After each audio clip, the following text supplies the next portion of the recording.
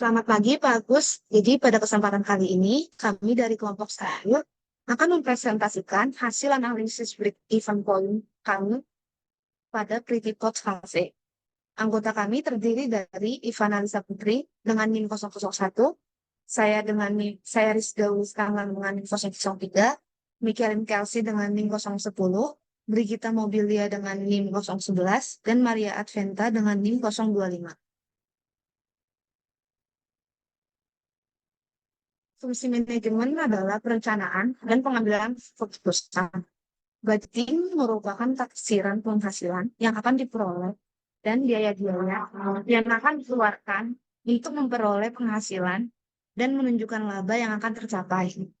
Break-even point merupakan kondisi ketika suatu perusahaan dalam kegiatan operasionalnya tidak mengalami kerugian dan tidak juga mengalami keuntungan. Analisis titik impas atau BEP adalah teknis analisis yang digunakan untuk menguji hubungan antara penjualan dengan profitabilitas. Tujuan analisis BEP adalah untuk mengetahui tingkat aktivitas, di mana pendapatan hasil penjualan sama dengan jumlah semua biaya variabel. Manfaat analisis titik impas juga umumnya melibatkan pencarian titik impas perusahaan.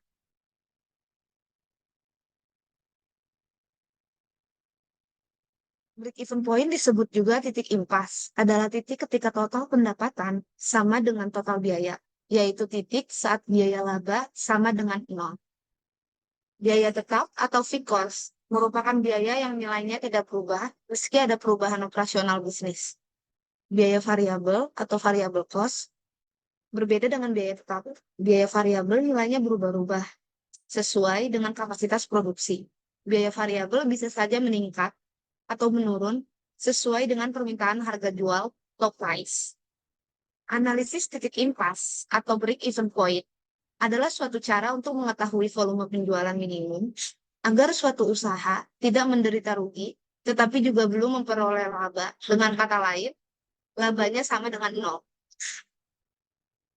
Berikut hasil penelitian yang telah kami lakukan. Cafe Pretty Pots memproduksi makanan dan minuman dengan jenis dan jumlah produksi seperti di tabel berikut. Ada makanan nasi goreng dengan 570 porsi, ada Indomie goreng dan telur dengan jumlah produksi 930, lalu ada Indomie rebus dengan telur dengan jumlah produksi 630 porsi. Lalu ada minuman yang terdiri dari kopi, yaitu kopi susu dengan jumlah produksi 900. Lalu ada jenis teh, contohnya teh leci, teh susu, dan juga ada jus alpukat yang dijual sebanyak 750 cup. Dari semua jenis makanan dan minuman tersebut, total produksi yang telah dihasilkan oleh Cafe Pretty Pots adalah 5.180.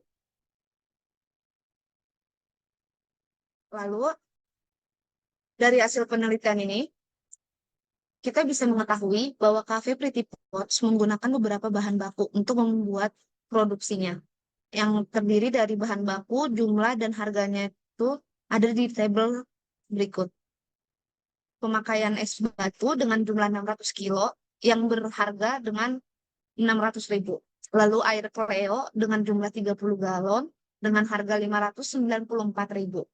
Lalu ada gula 5 kilo dengan harga 50.000. Lalu susu ultra dengan jumlah 7 liter dengan harga 140.000.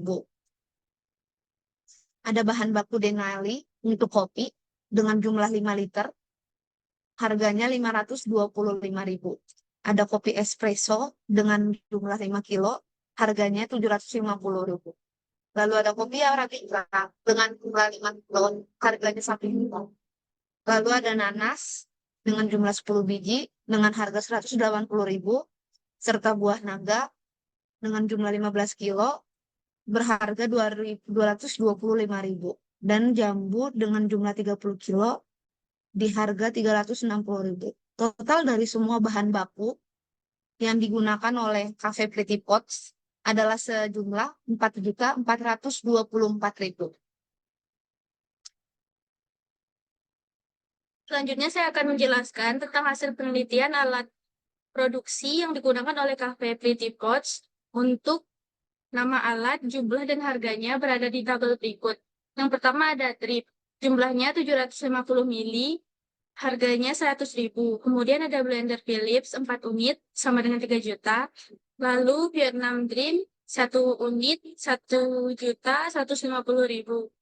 Kemudian ada mesin kopi yang diservis 2 bulan sekali. Ada 1 unit, harganya 38 juta. Untuk harga servisnya 250.000. Grindernya 1 unit, harganya 4.500.000 dan 60.000 biaya servis untuk 1 bulan. Selanjutnya ada grinder kecil, diservis 1 kali. Ada 1 unit, sama dengan 1.500.000. Ada chiller, jumlahnya 1 unit.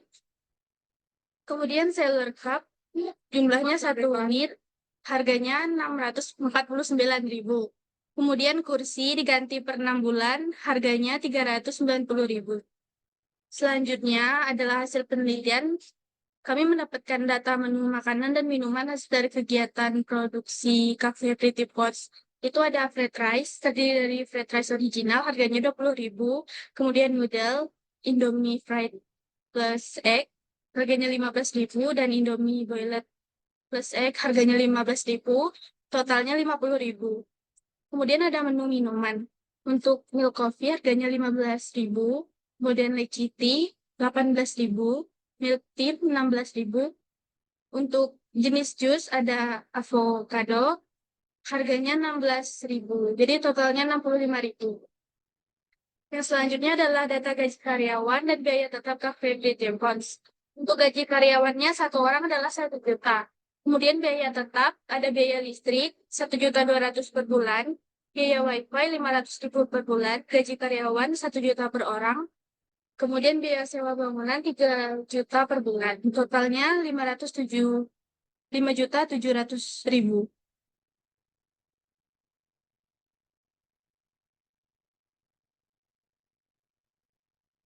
Lalu selanjutnya masuk ke pembahasan.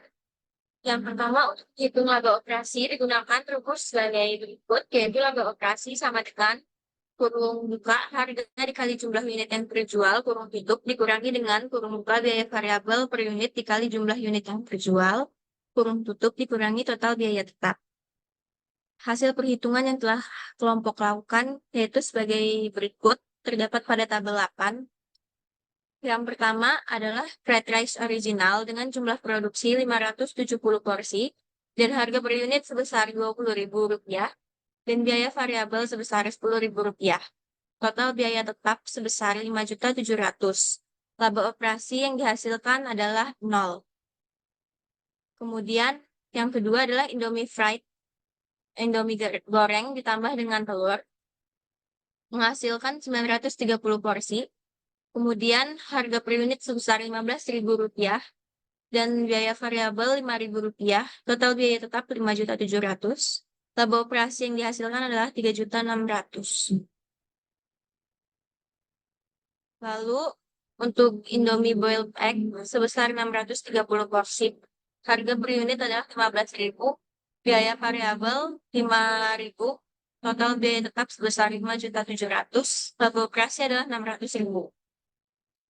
Kemudian ada coffee, yaitu milk coffee sebesar 900 cup. Harga per unit 15.000, biaya variabel 8.000, total biaya tetap 5.700.000. Laba operasi yang dihasilkan adalah 600.000. Kemudian ada teh, yang pertama adalah leci tea. Jumlah produksi adalah 600 cup. Harga per unit Rp18.000 dan biaya variabel sebesar Rp8.000. Total biaya tetap 5.700.000. Laba operasi sebesar Rp300.000. Lalu ada milk tea, jumlah produksi sebanyak 800 cup, harga per unit Rp16.000, biaya variabel sebesar Rp7.000, total biaya tetap sebesar 5.700.000 dan laba operasi yang dihasilkan adalah 1.500.000. Kemudian yang terakhir ada jus, yaitu jus alpukat, jumlah produksi sebesar 750 cup, harga per unit sebesar Rp16.000 dan biaya variabel sebesar Rp8.000. Total biaya tetap sebesar 5.700.000 dan laba operasi yang dihasilkan adalah 300.000. Lalu untuk menghitung titik impas dalam unit, Digunakan rumus sebagai berikut, yaitu titik impas dalam unit sama dengan total biaya tetap dibagi harga jual dikurangi biaya variabel per unit. Berikut perhitungan yang telah kelompok hitung pada tabel 9, yaitu jenis makanan dan minuman yang pertama adalah fried rice original dengan jumlah produksi 570 porsi, harga per unit sama dengan Rp20.000, biaya variabel Rp10.000, total biaya tetap Rp5.700.000. Lalu biaya titik impas dalam unit sebesar Rp570.000. Kemudian jumlah produksi untuk Indomie goreng plus telur 930 porsi, harga per unit Rp15.000, biaya variabel sebesar Rp5.000, total biaya tetap sebesar Rp5.700.000, biaya titik impas dalam unit Rp570.000. Lalu Indomie kuah tambah telur sebesar 630 porsi. Harga per unit Rp15.000, biaya variabel Rp5.000, total biaya tetap Rp5.700.000, dan biaya titik impas dalam unit yaitu Rp530.000. Lalu ada kopi. Yang pertama itu adalah milk coffee. Jumlah produksi sebesar 900 cup. Harga per unit Rp15.000, biaya variabel Rp8.000, dan total biaya tetap Rp5.700.000. Biaya titik impas dalam unit sebesar Rp814.286. Kemudian ada teh, yang pertama adalah tea sebanyak 600 cup. Harga per unit Rp18.000, biaya variabel Rp8.000, dan total biaya tetap Rp5.700.000. Biaya titik impas dalam unit sebesar Rp570.000. Lalu yang kedua ada milk tea, jumlah produksi sebesar 800 cup. Harga per unit Rp16.000, biaya variabel Rp7.000, total biaya tetap Rp5.700.000. Lalu biaya titik impas dalam unit sebesar Rp633.300. Lalu yang terakhir ada jus alpukat, jumlah produksi sebesar 750 cup, harga per unit Rp16.000, biaya variabel Rp8.000, dan total biaya tetap Rp5.700.000, biaya titik impas dalam unit sebesar Rp712.500.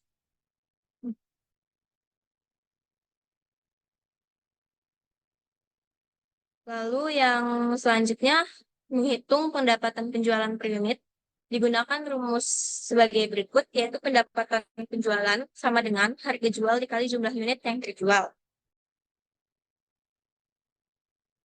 Hasil perhitungan kelompok ada di dalam tabel 10, yaitu yang pertama fried rice original, jumlah produksi 570 porsi, harga per unit Rp20.000, menghasilkan pendapatan penjualan sebesar 11.400.000.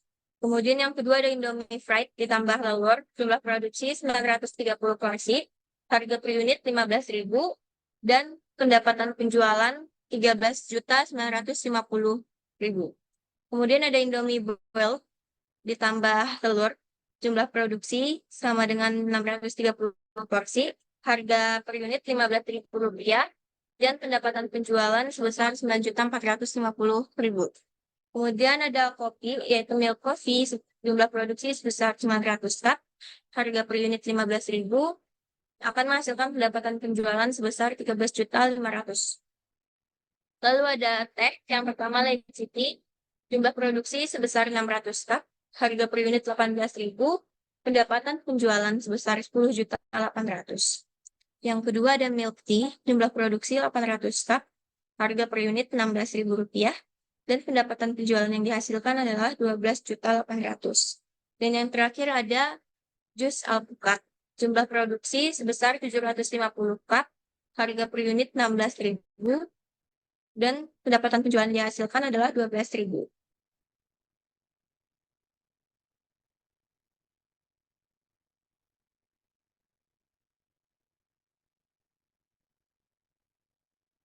Selanjutnya adalah rasio biaya variabel per unit.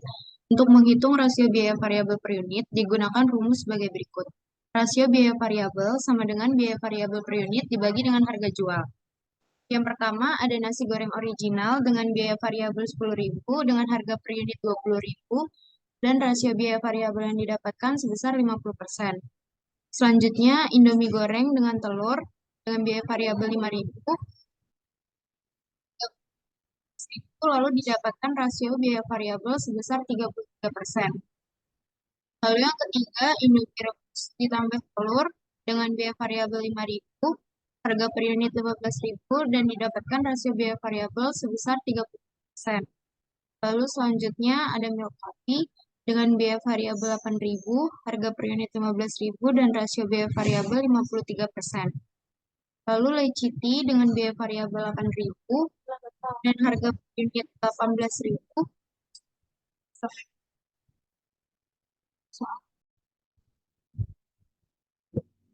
Selanjutnya ada menghitung rasio biaya variabel per unit.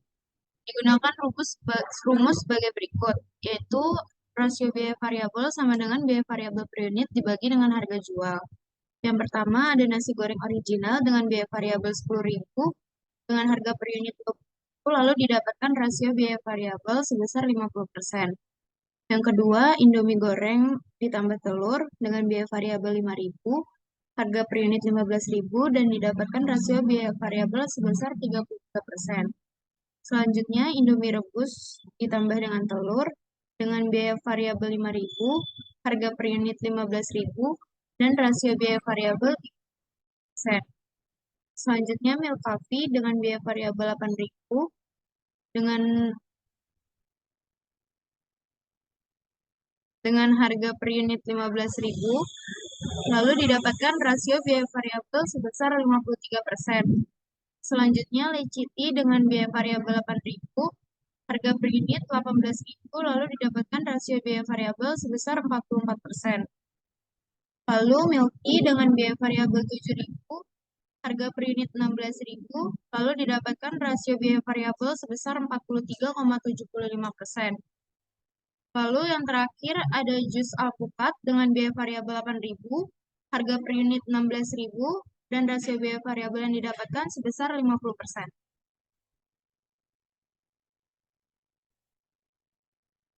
Lalu selanjutnya untuk menghitung margin kontribusi per unit digunakan rumus sebagai berikut. Margin kontribusi sama dengan harga jual dikurang biaya variabel per unit. Yang pertama, nasi goreng original dengan harga per unit biaya variabel per unit 10.000 dan margin kontribusinya sebesar 10.000. Yang kedua, Indomie goreng ditambah telur, harga per unitnya 15.000, biaya variabel per unitnya 5.000, lalu margin kontribusinya sebesar 10.000. Yang ketiga, Indomie rebus ditambah telur dengan harga per unit 15.000, biaya variabel per unit 5.000, lalu margin kontribusinya sebesar 10.000. Selanjutnya, milk coffee dengan harga per unit 15.000, biaya variabel per unit 8.000, dan margin kontribusi sebesar 7.000. Lalu leci tea dengan harga per unit 18.000, biaya variabel per unit 8.000, dan margin kontribusinya sebesar 10.000. Milk tea dengan harga per unit 16.000, biaya variabel dan margin kontribusinya sebesar 9.000. Lalu jus alpukat dengan harga per unit 16.000, biaya variabel per unit 8.000 dan margin kontribusinya sebesar 8.000.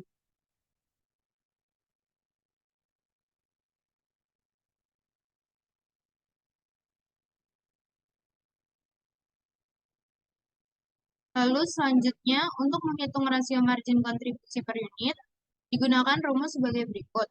Rasio margin kontribusi sama dengan margin kontribusi per unit dibagi dengan harga jual per unit.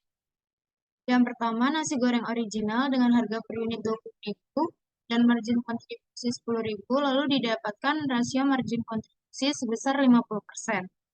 Yang kedua, Indomie goreng ditambah telur dengan harga per unit 15.000, margin kontribusi 10.000, dan rasio margin kontribusi yang didapatkan sebesar 66,6%. Lalu Indomie rebus ditambah telur dengan harga per unit 15.000, margin kontribusi 10.000, dan rasio margin kontribusinya sebesar 66,6%. Lalu milk coffee dengan harga per unit 15.000, margin kontribusi 7.000, dan rasio margin kontribusi yang didapatkan sebesar 46,6%. Lalu selanjutnya ada leci tea dengan harga per unit 18.000, dengan margin kontribusi 10.000 dan rasio margin kontribusi yang didapatkan sebesar 55,5%. Lalu selanjutnya ada milk tea dengan harga per unit 16.000, margin kontribusi 9.000, dan rasio margin kontribusi yang didapatkan sebesar 56,25%. Lalu selanjutnya jus alpukat dengan harga per unit 16.000, margin kontribusi 8.000, dan rasio margin kontribusinya sebesar 50%.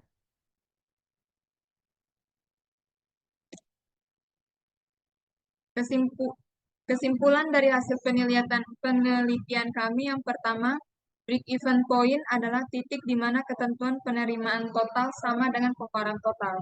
Analisis BEP juga membutuhkan suatu perkiraan biaya tetap atau fixed cost dan biaya variabel atau variable cost. Yang kedua, apabila perusahaan menggunakan biaya tetap dalam kegiatan operasinya, dengan BEP manajer perusahaan dapat mengindikasikan tingkat penjualan yang diisyaratkan sehingga tidak akan terjadi kerugian. Yang ketiga, dengan mengetahui titik impas, manajer juga dapat mengetahui sasaran volume penjualan minimal yang harus diraih oleh perusahaan untuk menjadi acuan agar laba yang diharapkan bisa terrealisasikan.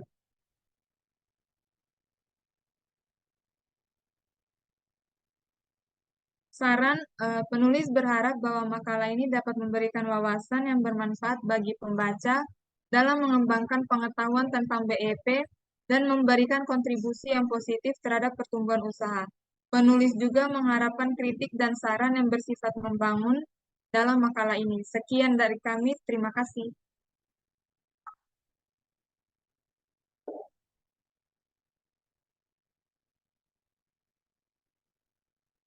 Berikut hasil beberapa dokumentasi kami ketika melakukan wawancara bersama manajer Pretty Course.